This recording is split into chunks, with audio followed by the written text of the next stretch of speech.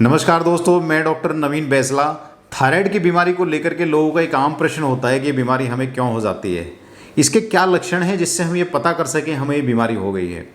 Thyroid बीमारी इतनी आम है कि इससे शायद ही कोई परिवार बचा हो।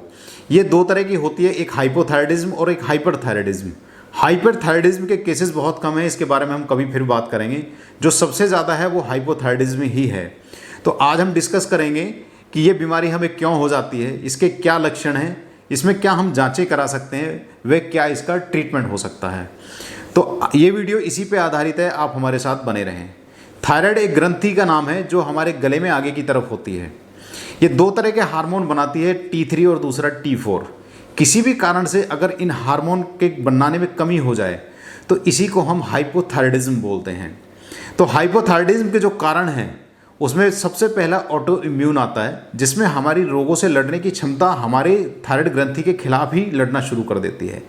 तो ऐसा होने के कुछ कारण बन सकते हैं, जिसमें आनुवांशिक दवाई का सेवन, स्मोकिंग, अल्कोहल लेना व कोई इन्फेक्शन, वो ऐसे कारण बन सकते हैं कि हमारी इम्यूनिटी हमारी थायराइड के खिलाफ ही लड़ना शुरू कर दे। हाइपोथायराइडिज्म होने के और दूसरे कारण जो होते हैं उसमें आयोडीन की कमी, प्रेगनेंसी, किसी अगर कैंसर के कारण रेडियोथेरेपी ली है या थायराइड का कोई ऑपरेशन हुआ है। एक होता है पिट्यूटरी ग्लैंड जो हमारे ब्रेन में होती है, उसमें कोई विकार हो जाए।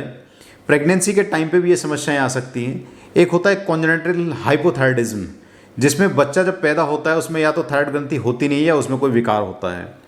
साइकेट्रिक मेडिसिन होती है, लिथियम अगर लॉन्ग टर्म उसमें लें तो भी हमें हाइपोथायराइडिज्म हो सकता है। तो ये कुछ इंपॉर्टेंट रीजन्स थे जिनके कारण हमें हाइपोथायराइडिज्म की समस्या हो सकती है। अब अगर हम लक्षण की बात करें तो लक्षणों में डिपेंड करता है कि हमारी थायराइड ग्रंथि पे कितना फ़र्क आया है काम करने के तरीके में। उसमें जो प्रमुख होते हैं, हमारा वज़न का बढ़ना, चेहरा बड़ा हो जाना, जोड़ दर्द करने, पूरे शरीर में दर्द रहेगा, त्वचा रूखी हो जाएगी, दिल की धड़कन कम हो जाएगी, कब्ज रहने लगेगा, बाल पतले व झड़ने स्टार्ट हो जाएंगे, मेमोरी कम हो जाएगी, डिप्रेशन जैसा रहेगा, थकान बहुत ज़्यादा होगी, वे नींद बहुत ज़्यादा आती है। कुछ लोग कंप्लेंट करते हैं हम पूरी रात सोने के बाद भी पूरे दिन हम सोते रहते हैं।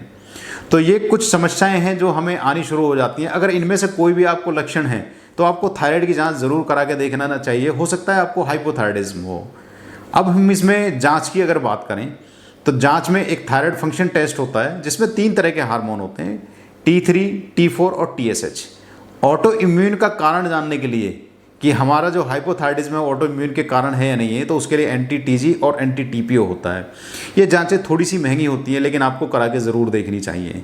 अब इलाज की अगर हम बात करें तो इलाज में इसका सिर्फ एक ही इलाज है, वो थायरॉक्सिन। उसकी एक टेबलेट आती है, लेकिन उसकी जो डोज है वो निर्धारित होती है आपकी जाँच को देख करके ही। तो डॉक्टर आपकी जाँच को देखेंगे, उसके अकॉर्डिंग ही आपकी जो डोज है उसको निर्धारित करेंगे।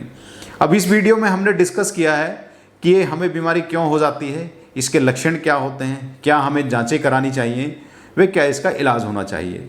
इसके बाद भी अगर कोई आपको क्वेश्चन बचता है तो आप कमेंट में पूछ सकते हैं। तो वीडियो को लाइक करें, शेयर करें व चैनल को सब्सक्राइब करें। धन्यवाद।